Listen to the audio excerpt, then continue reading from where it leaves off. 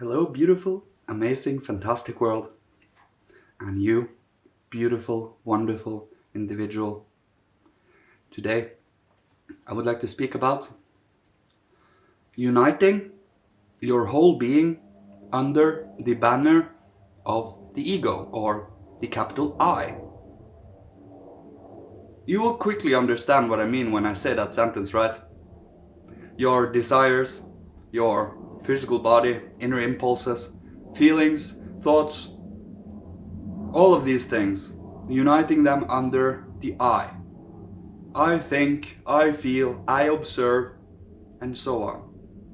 When you do this, it is like this is just this is symbolically, but also in a sense reality. The ego in human beings is the same equivalent as the planets, the zodiac around the sun. The sun, of course, when the Christ sacrificed himself, the ego switched the cosmic intelligence, the ego switched place from the sun sphere down to the earth sphere. That is why he says in the Bible, when you eat bread and when you drink water, you drink of my blood and eat of my flesh. And you tread on me with your feet. That means I am the earth. I am here with you on this earth. I am the spirit of this earth. So the only thing that is different is that we do not worship the outside sun anymore in the regards we did in the old pagan times. Today, the sun sphere has moved to the earth sphere. Michael is of course still on the sun, but the Christ being, the higher sublime Christ being is on earth. And that is where you will find the ego today. It is an earthly faculty. By connecting the ego to the sun again, more or less stretching your hand out from the earth to the Michael principle. The principle when you see another human being, you don't only see physical form, you don't only see their bodies, you truly see their spirit behind their facial expressions, behind their movements, behind what comes out of their speech and communication. All of these things truly is part of what considers us the inner being,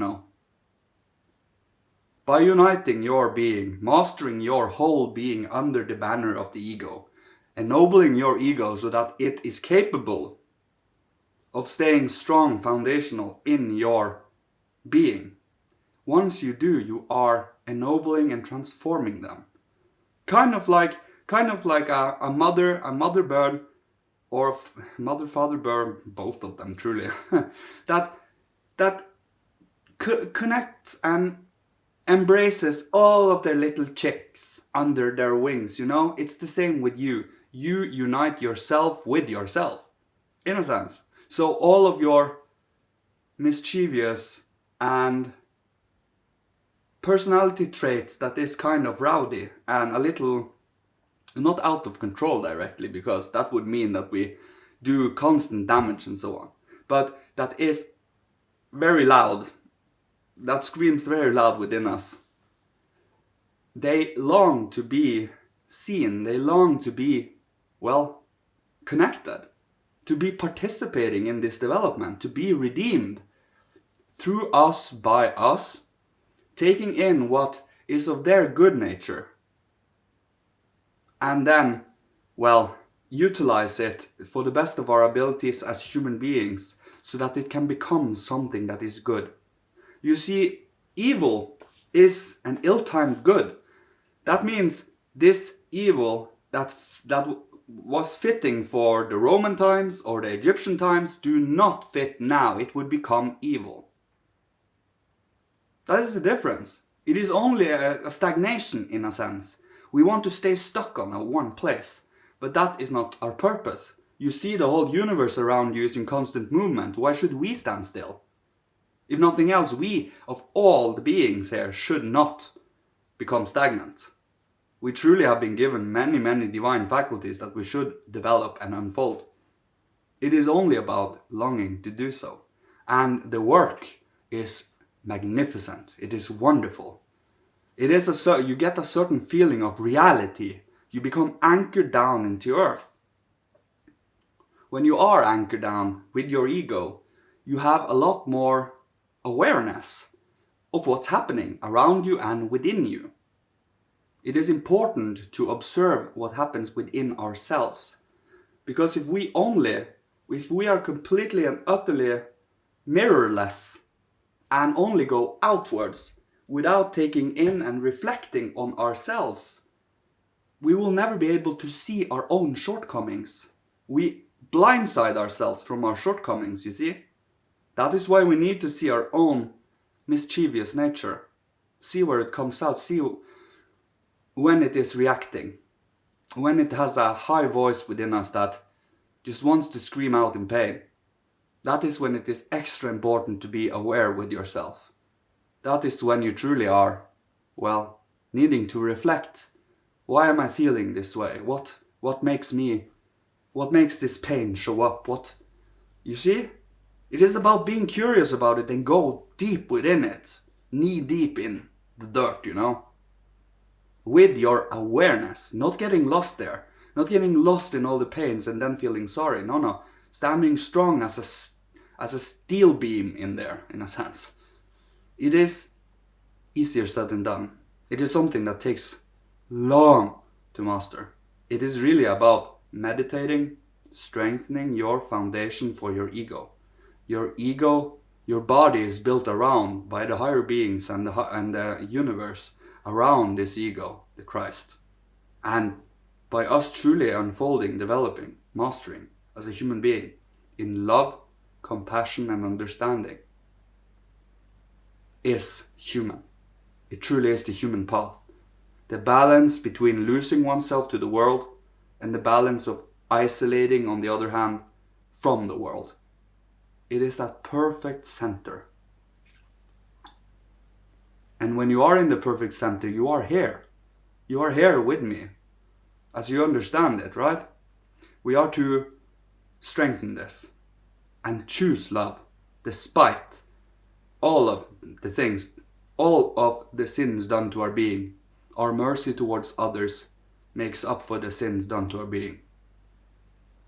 Because seriously, as it is said, let the man without sin throw the first stone at Christ, and no one threw that rock. It is the same principle here. And why do you point out the beam in your brother's eye, the speck in your brother's eye when you have a beam in your own? Taken as an example. That is why we do not judge in that regard, but we do inspire. We do show that the world is very much different than what we have been taught in school. Yes, trust me, science have brought us magnificently sublime things, and especially in the realms of comfort. But it doesn't bring human understanding. It doesn't bring inner foundational compassion and cognition of who we are. It only is distractions, you see. Don't get me wrong here, I love technology. I wouldn't be able to talk to you without it. But we need to be aware that technology is not something we should be slaves to. It's something that should be a tool and help, Like when we dig a hole outside, instead of using our hands, we use a shovel. Doesn't mean that we are slaves to this shovel, that, oh, shovel, our beautiful deity. You get my drift. It's all about, seriously, taking things as they are and truly finding the values of being a human being. And doing it with a little playfulness too. Not being too grim, not being too grave, and not being too frivolous either. There is a balance between frivolity and philistinism, by discipline and playfulness, by work and play, by soft and hard, black and white, positive, negative. These two beings are Lucifer and Ahriman, and we are in their realm more or less, when we are in the physical material. Once you reach inside your spiritual soul's spiritual being, is when you are connecting to the higher realms in the balance. You see, this is this Ahriman on the extreme one side, Lucifer on the extreme other side, the Christ balancing them out with the ego, with love, with compassion.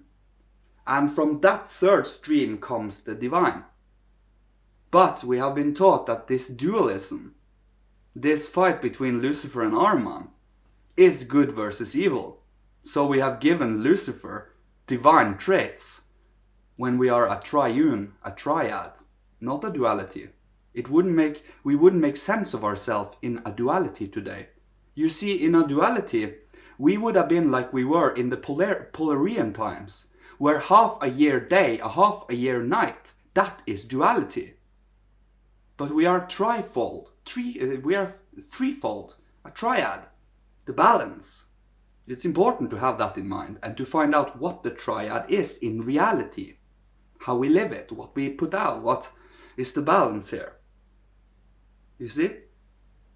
And thanks to the Christ sacrifice, he has given us the opportunity to redeem ourselves through the practice and the following of his example. He's the sublime example to follow when it comes to, well, interacting with other human beings, being loving, caring, kind. He is the center of this development. He is the center of my development and your development, truly. He is your ego. He has bestowed upon you the ability to transform. He has bestowed upon me and everyone. The ego you have is the ego I have. The ego he has is the ego I have and you have. You see? It's only one ego though, but this one ego shines individually through everyone. And that I will leave you with today. May Father, Holy Spirit, Christ, Michael, the higher realms, the ancient masters of old, our ancestors, bless you, protect you, guide you, and love you on your wonderful, beautiful path to your hero's journey. Love you all so much. Thank you. Goodbye.